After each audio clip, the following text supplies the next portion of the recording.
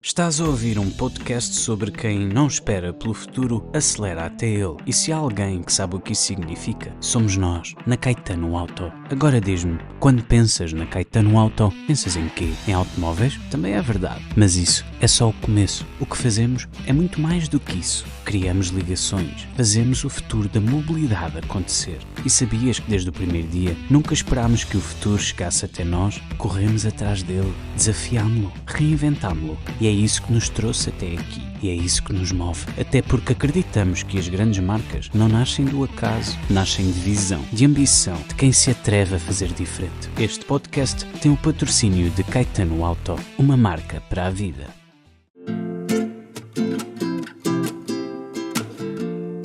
Olá e sejam muito bem-vindos ao podcast Marcas com Marca, um podcast que procurará sempre contar histórias de marcas escritas em português pela voz de quem as faz. Um espaço de respeito e reconhecimento, de histórias e história, de valores e valor, porque no final todas são marcas com marca, que trazem consigo a alma de quem as faz. Venha connosco nesta viagem em jeito de conversa pelo tempo de marcas que são, afinal, de todos nós. Este é um podcast da revista Marketeer e eu sou a Maria João Vieira Pinto. Hoje a nossa conversa tem 190 anos de história. Eu não tivesse aqui comigo o António Soares Franco. Obrigada pela sua presença. CEO da José Maria da Fonseca ao longo de 35 anos, um cargo que passou recentemente para o filho António Maria. Exatamente. E para o sobrinho Francisco, co-CEOs da empresa neste momento. Obrigada pelo seu tempo, até porque se diz já afastado, e estávamos a conversar sobre isso, afastado da gestão diária da José Maria da Fonseca, uma empresa que exporta qualquer coisa como para 76 mercados, não é? 76 países. António, como é que foi, isto é de facto, são quase 2 séculos de história, de muitas histórias, muitas garrafas vendidas, muitos litros. Como é que foi essa transição?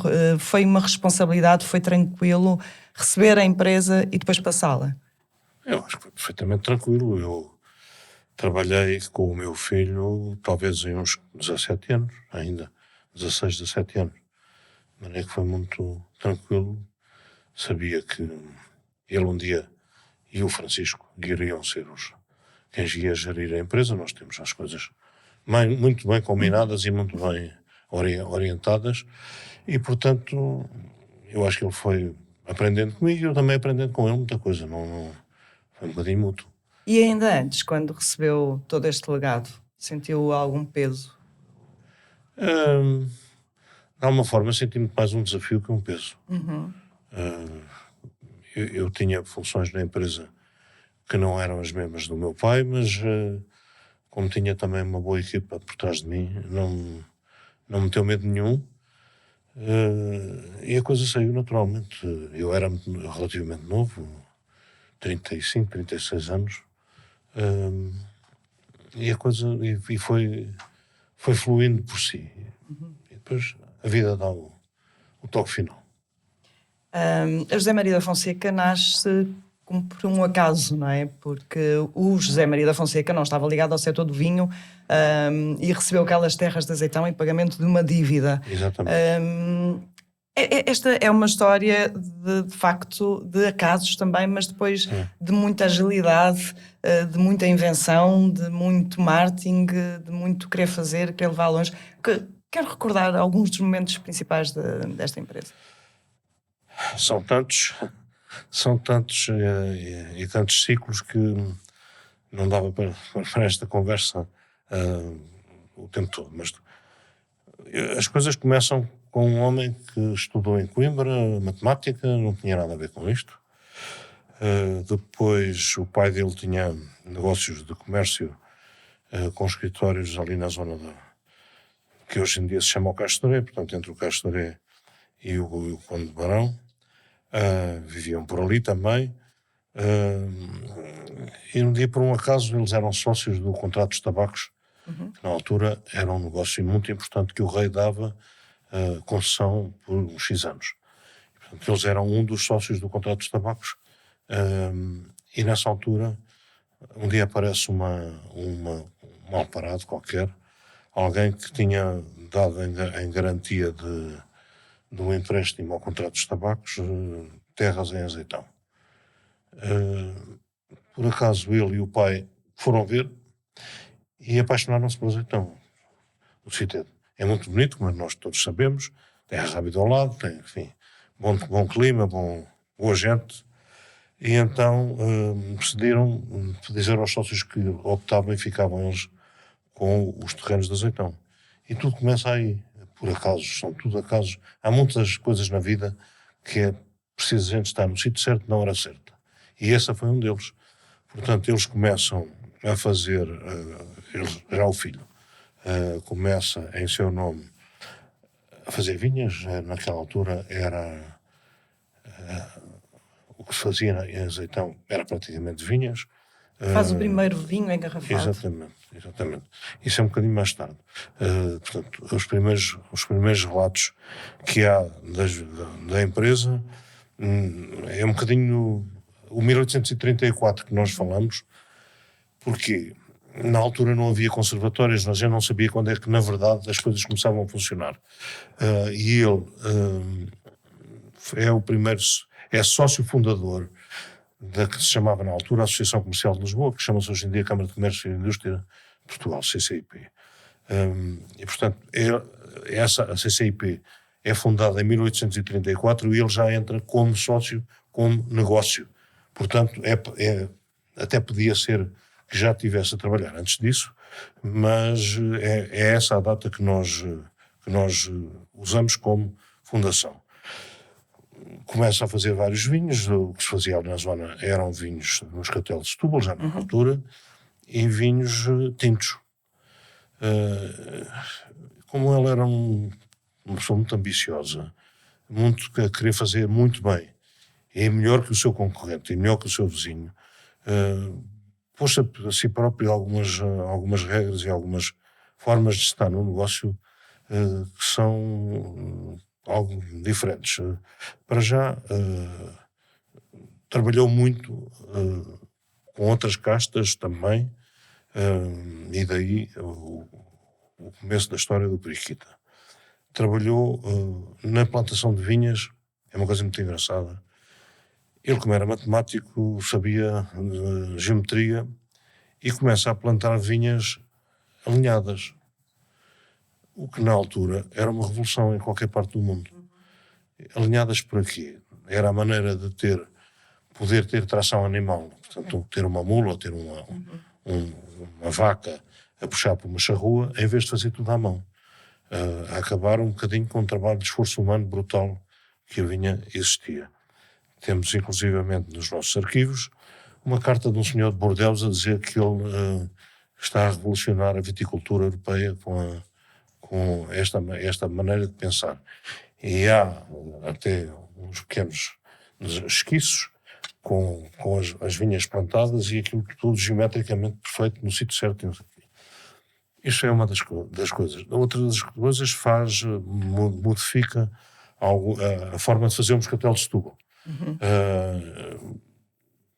Pensando que um moscatel 100% de moscatel, que fica um bocadinho talvez excessivamente doce para aquilo que era na cabeça dele devia ser feito, e então usa um método, ou seja, modifica um pouco a forma de fazer o moscatel de maneira a que pudesse pôr até 1/3 de uvas brancas essas que são para dar acidez, e portanto o vinho fica muito mais elegante e mais apetecível. Começando a ter ambições de vender, pensemos o que é que seria Portugal nessa altura.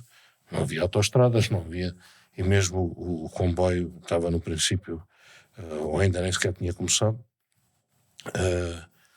Os vinhos vendiam-se na região onde eram feitos. E ele era ambicioso e queria ir mais longe. Não queria ficar por ali. Exatamente.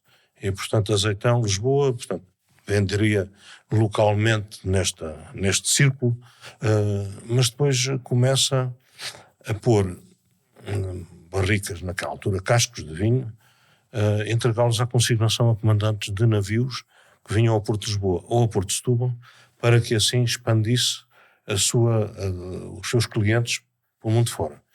E o comandante, no fundo, era quase que o vendedor. Claro. O casco ia à consignação, se ele conseguisse vender, ainda bem, se não conseguisse vender, paciência, voltava para trás no fim da viagem. E daí começou uma rede de clientes para o mundo inteiro, muito interessante. Nós temos centenas de faturas desse tempo, desde o norte da Europa, aos países bálticos, à Rússia, Ásia. aos Estados Unidos, nas duas costas, tanto para a costa de Filadélfia como para a costa de São Francisco. Depois Singapura, Japão. O homem vendia em todo o mundo. Em 1855, acho que agora se a memória não me falha, há uma exposição muito importante em Paris, a Exposição Universal em Paris, onde os franceses aproveitaram para demarcar a região de Bordeaux. A história da demarcação das regiões é uma coisa que já existia ao Porto. O vinho do Porto foi a primeira região demarcada do mundo. E nós não havia, os franceses ainda não tinham isso, e é nessa primeira, na exposição mundial, universal, que eles demarcam Bordeaux. E na representação de Portugal iam vinhos. E o José Maria da Fonseca ganha uma medalha de ouro numa exposição em França, difícil de obter. Quer dizer, os franceses sempre achariam que os vinhos deles eram os melhores do mundo e deram uma medalha de ouro a um vinho português. Por causa da medalha e do sucesso que ele tinha em mandar os vinhos para o mundo inteiro, e a rede de clientes que tinha, o rei Dom Pedro V dá-lhe a medalha da Torre Espada. Naquela altura, pelos vistos, dava-se também em feitos comerciais. Hoje em dia sabemos bem que é a condecoração mais importante do país. E daí no nosso emblema da empresa, ter a torrezinha lá está, porque foi dada à empresa. E pronto, basicamente é isso. António, mas todas estas histórias que de facto são de um valor incomensurável, não é? Foram sempre passadas em família e fez questão de assegurar que continuassem a ser passadas aos seus filhos e agora também aos seus netos e eventualmente futura 8ª geração. Eles às vezes fazem perguntas e é nas perguntas que eu vou relatando coisas que aprendi. Mas há muitas histórias aprendi contadas em família. O meu pai, o meu pai contava muitas histórias destas, porque se interessou pelo arquivo da empresa. Nós temos um arquivo histórico muito grande, sobretudo, com muito interesse, sobretudo a parte do século XIX, é a parte mais interessante. Tem que se perceber que a empresa é criada no ano em que acaba a Guerra Civil Portuguesa, não é? 1834. E, portanto, o José Maria da Fonseca vivia nesse fervilhar de ora uns, ora outros. Portanto, há muita coisa muito importante e muito interessante nisso.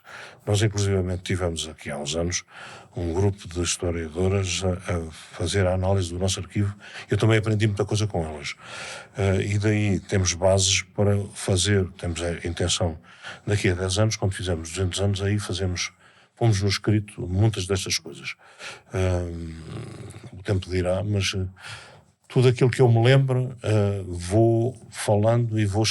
Porque é fundamental, não é? Assegurar Exatamente. A transmissão para... Nós temos até um grupo de WhatsApp de família. Da família. Eu e o meu irmão e os nossos filhos, 3 meus, 5 e 8, nós 2, 10, em que muitas vezes me fazem perguntas dessas, o tio, o que é que sabe sobre isto, não sei o quê. E se eu sei alguma coisa, escrevo. Se não sei, digo, olha, não sei, temos que ir ver aos papéis. Mas pronto, o que eu aprendi, tento de vez em quando passar. É claro que quando se está mais longe ainda dos factos, as coisas para eles talvez não sejam, já só apanham parte daquilo que eu ainda sei. Mas desde que as coisas fiquem na cabeça, aquilo que é mais importante, acho que é aquilo que me pedem e aquilo que fica que é o mais importante. E que ajuda a dar valor à marca. Exatamente. Há pouco contava, de facto, que o José Maria da Fonseca conseguiu levar o vinho português, que era impensável quase naquela altura, a todas as partes do mundo. No fundo, um bocadinho um embaixador também de Portugal. E o António, alguma vez se sentiu embaixador também através desta marca que está em 76 países neste momento? Senti-me várias vezes. Eu tenho que dizer que pensemos só o seguinte, nem todas as exportações que Portugal faz poucas são aquelas que têm a marca Portugal. Se fazemos automóveis, se fazemos têxteis, se fazemos sapatos, mesmo os sapatos, muitas coisas destas não têm Portugal lá escrito. O vinho tem. E, portanto, quando nós apresentamos a um cliente estrangeiro uma marca ou uma garrafa em que no rótulo tem produto de Portugal, estamos de alguma forma a promover também o nosso país e os nossos concidadãos. E isso a mim deu-me muitas vezes, quer dizer, eu viajei bastante, muitas vezes, se calhar, sendo um pai mais ausente do que aquilo devia ser, porque o negócio isso exigia, senti, e depois mais tarde nós fizemos a certa altura uma coisa que chamámos o G7. O G7 era só e mais nada um grupo das 7 principais empresas de exportadoras de vinho de mesa de Portugal. E os 7 em conjunto, sem guerrilhas entre uns e outros, calculamos também, além de individualmente, também em conjunto, fizemos eventos por esse mundo fora, dezenas de eventos, em que, de alguma forma, fomos os precursores daquilo que é hoje em dia o papel da Vini Portugal. E o António, de facto, e diz sempre um grande defensor do vinho português, não é? E do valor do vinho português, mas que continua ainda a ser subvalorizado lá fora, diria eu. O que é que acha que tem faltado fazer? É tal coisa como eu dizia há pouco. É preciso jantar no sítio certo na hora certa. Muito disto também tem a ver com sorte. Alguns países produtores chegaram porque tinham a casta certa naquela altura para a moda que estava a começar, de determinado vinho branco ou determinado vinho tinto, porque era original e vamos lá ver o que é isto. Eu acho que a Portugal tem faltado um pouco também de sorte. O esforço é grande, tanto das empresas como da Vini Portugal. As coisas começam a estar mais sabidas, lá fora já não estamos tão desconhecidos assim, e portanto, agora, temos muita imprensa importante do mundo a falar de Portugal há muito tempo, a dizer que somos o next big news, mas o next big news que a gente gostaria de sair de uma cota de mercado que de alguma forma andamos muito perto de 2%, entre 2% a 3%. O que é muito pouco para as nossas ambições. E, portanto, eu acho que os clientes, por muito que a imprensa internacional fale de nós, é preciso também cairmos no goto do cliente final, fazendo vinhos, ou adaptando muitas vezes os nossos vinhos, um bocadinho à moda da altura. Quer dizer, nós como empresa, em 190 anos, as marcas não estão sempre iguais àquilo que eram. Aos poucos e poucos, vamos um bocadinho dando alguns toques para que, de alguma forma, um vinho que tinha, se calhar, mais estrutura e mais taninos, e que as pessoas antigamente compravam porque tinham casas maiores e compravam garrafas para pôr a dormir e beber daí a 5 ou 10 anos, hoje em dia não é assim. Um T2 tem espaço para a roupa e para as pessoas e pouco mais, portanto, compra-se para beber, e muito mais do que se compra para guardar. E, portanto, os vinhos hoje em dia, o perfil dos vinhos não é o mesmo que era nos anos 50 ou que era no fim do século XIX. E de resto vocês lançam muito também algumas edições que depois retiram do mercado, não é? Para responder a tendências. Exatamente. E fazemos marcas novas o tempo todo. Quer dizer, em determinados mercados há determinados perfis que nós de repente... E é um investimento que compensa? Eu acho que sim. E se não compensasse, nós estávamos de portas abertas há 190 anos. É claro que hoje em dia uma marca não tem a longevidade do que tem o Periquita. Uma marca, hoje em dia, às vezes, num determinado mercado, quer um vinho com determinado perfil, e daí a 5 anos os consumidores já estão noutra. Portanto, temos que, de alguma forma, perceber muito bem o que é que as pessoas, para onde é que vão os gostos, e no vinho é muito mais complicado do que isso. Porque muitas vezes temos que plantar vinhas novas, com castas a pensar que uma vinha planta-se hoje, começa a entrar no seu ciclo produtivo daí a 5 anos. E entra em velocidade de cruzeiro de qualidade mais 5 anos. Portanto, estamos a falar a 10 anos de distância. E isso é muito complicado.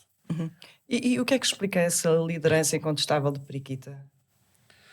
Sem alteração. Ouça, vai caindo no gosto das pessoas. Eu acho que o vinho já deu que falar muito quando foi lançado. 1850 é os primeiros relatórios que nós temos nos nossos arquivos do vinho produzido na Quinta da Periquita, com E e não com I, em Azeitão, é na estrada de Azeitão para a Rábida. Essa vinha já não é nossa, mas eu por acaso tenho uma vinha aí a 3 km de distância, nem isso, para outro vinho. Mas portanto, começou aí e ele plantou uma casta, o castelão francês, que não era daquela região. Eu agora não tenho bem de presente, porque isso já foi estudado por cientistas e, enfim, uns dizem umas coisas, outros dizem outras. Se veio da zona oeste, mas ali de Torres Vedras, por aí assim, ou se veio do Alentejo, isso ainda não está bem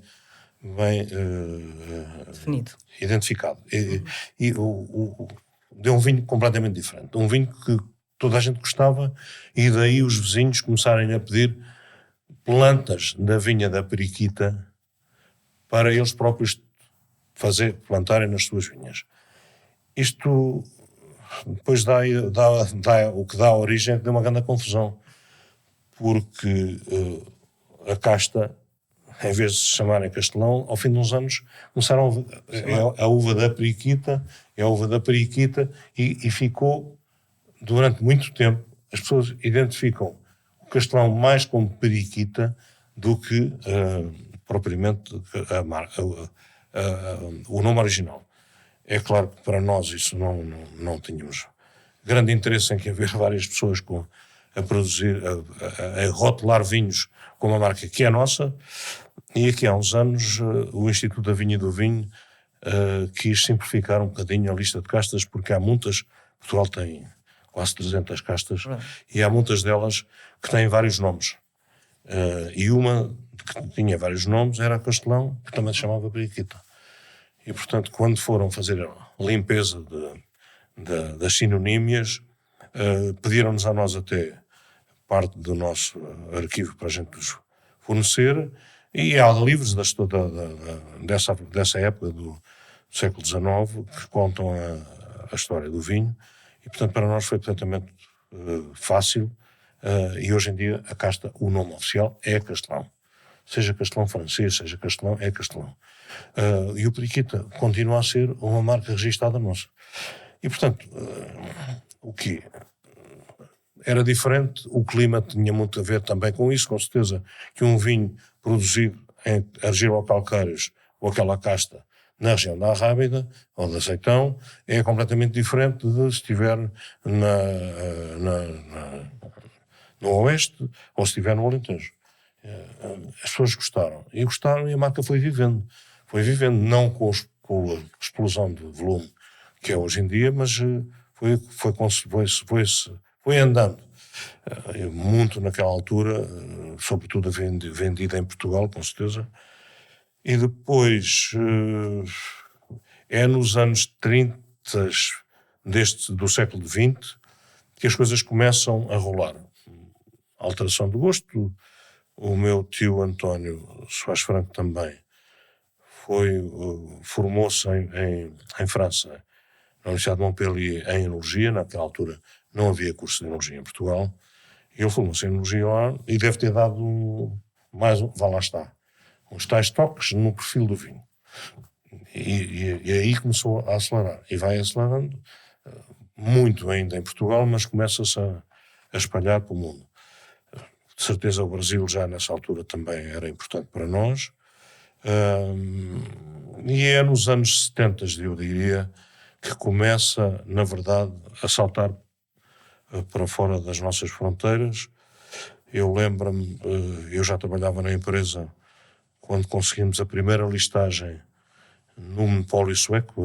A Suécia, a Noruega, a Finlândia e a Islândia são monopólios de Estado para controle de consumo responsável, tudo isso, eles têm essa modalidade é o Estado que vende ao consumidor final. E é preciso nós conseguirmos listagens e passar por um crivo de pessoas que julgam os vinhos e julgam as amostras. E, portanto, o Periquita, neste momento, na Suécia e na Noruega também, é das marcas que há mais anos se aguenta sem ser deslistada. Porque depois é tudo muito bonito, muito cor-de-rosa, se as coisas... Se um dia a marca começa a perder vendas, ou por o preço, ou porque o consumidor de repente já não gosta daquele perfil, de um dia para o outro é deslistada pelo monopólio. E nós continuamos. Em 50 anos, quase qualquer dia, fazemos 50 anos. Está nesse bocado. É algo que nos dá imensa satisfação e muitas vezes jornalistas desses países e até eles próprios nos rememoriam isso. Né? Vocês não sei se sabem que é talvez a marca que há mais anos se aguenta desse género de vinhos no monopólio. António, desculpa interrompê-lo, mas isto para te perguntar, e a propósito também, porque de facto a vossa empresa também tem, e que tem ajudado a que tudo isto aconteça, tem valores muito firmes, seja de inovação, seja de ética, e o facto de terem um protocolo familiar tem ajudado também a que tudo isto se mantenha e nada se perca. Eu acho que para que as coisas corram bem é preciso estar tudo transparente e completamente dentro da cabeça das pessoas. Tanto a nossa equipa como os nossos acionistas sabem bem quais são as regras com que nós temos que nos trabalhar no dia-a-dia. A parte da ética sempre fez parte do nosso DNA.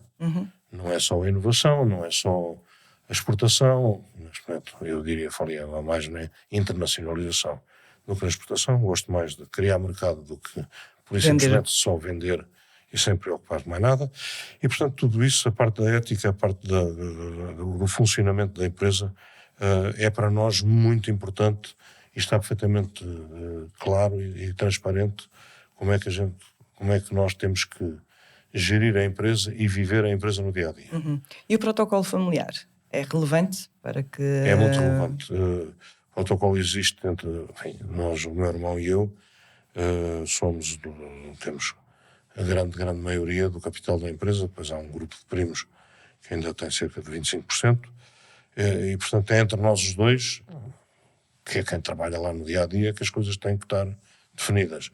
E passando para baixo, para a geração seguinte.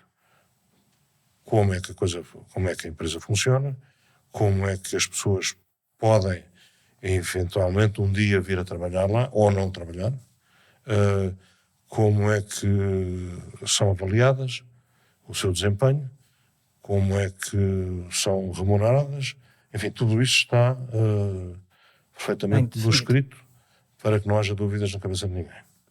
No dia em que deixou de ser CEO da José Maria da Fonseca e passou o cargo ao seu filho António Maria e ao seu sobrinho Francisco, houve algum conselho em particular que lhes tenha dado? Eu acho que não precisavam dar conselhos porque eles, o Francisco, começou mais tarde. Mas ajudam sempre, os conselhos. Ajudam sempre. Mas eles, trabalhando comigo intimamente, no dia-a-dia, durante muitos anos, viam da maneira como tanto eu como o meu irmão trabalhávamos e, portanto, aprenderam connosco. Não é preciso nós, em cima disto, ainda vamos recalcar mais determinadas coisas. Eles sabem a moda de conduta e a forma de estar no negócio que nós temos. Precisamos ter uma ética à prova de bala para que, de hoje para amanhã, não possa haver uma bronca que feche a porta da empresa. As empresas constroem-se, mas também se destroem se não tivermos muito cuidado. E para nós a ética é um dos pontos-chave do nosso dia-a-dia. E depois de 190 anos, é possível continuar a inovar, fazer diferente e continuar a crescer? Se nós estivermos criativos na equipa, o inovar vem sempre por arrasto. Eu falo, por exemplo, dos vinhos sem álcool. Até agora, em Portugal, somos praticamente o único produtor que se aventurou a mostrar aquilo que muitas pessoas acham que é um sacrilégio. mas tem que pensar que é vender uma garrafa de vinho na mesma. Também vem da uva, vem da cepa, e que há gente que não pode, ou não deve, ou não pode beber álcool. E portanto tem ali um vinho que pode ser um substituto para essas ocasiões. Ou para a condução, ou problemas de saúde, ou problemas até de religião. Esse tem sido também um dos nossos cavalos de batalha, mas aí não é fácil de vender para países que têm regras muito estritas em relação ao álcool. Aí é mais complicado. Mas tendo dito isto, todos os anos a marca sobe, a marca cresce. E começou ao princípio explorando marcas existentes nossas, ponto por baixo, criando mais um irmão sem álcool, e agora já temos uma marca chamada Original, 0% Original, que vive por si.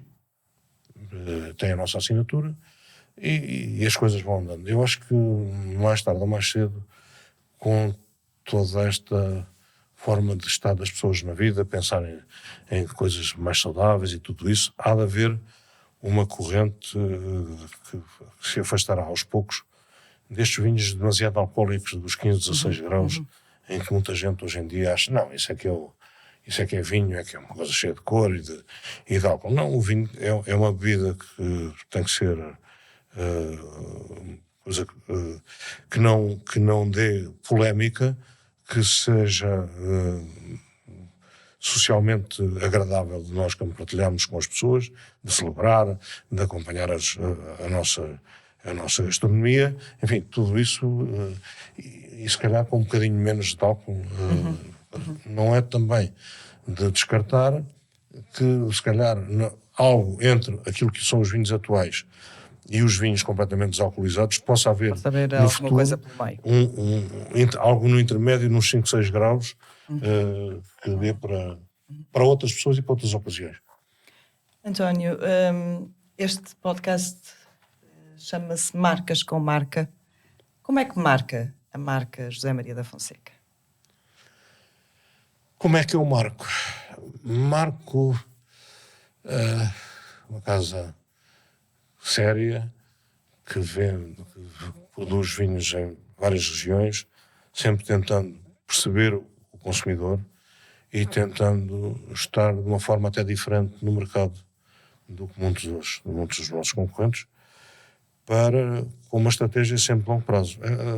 Quando as empresas são familiares, nós conseguimos pensar a mais longo prazo. Quando as empresas não são familiares e estamos, enfim, no mercado financeiro, nas bolsas, ou o que seja, temos que olhar para resultados mais imediatos. Se pensarmos de uma forma mais estratégica, mais a longo prazo, dá mais longevidade às coisas. E podemos, se calhar, às vezes ser mais desafiadores ou mais irreverentes em determinadas alturas. Muito obrigada por este seu tempo. Foi um gosto esta conversa e obrigada. Muito obrigado eu pela ocasião e tudo bom também para a marca. Muito obrigada. Este podcast foi gravado na Tail House com realização de Gonçalo Fonseca, produção de Bruno Sambado e o apoio da Scalpers.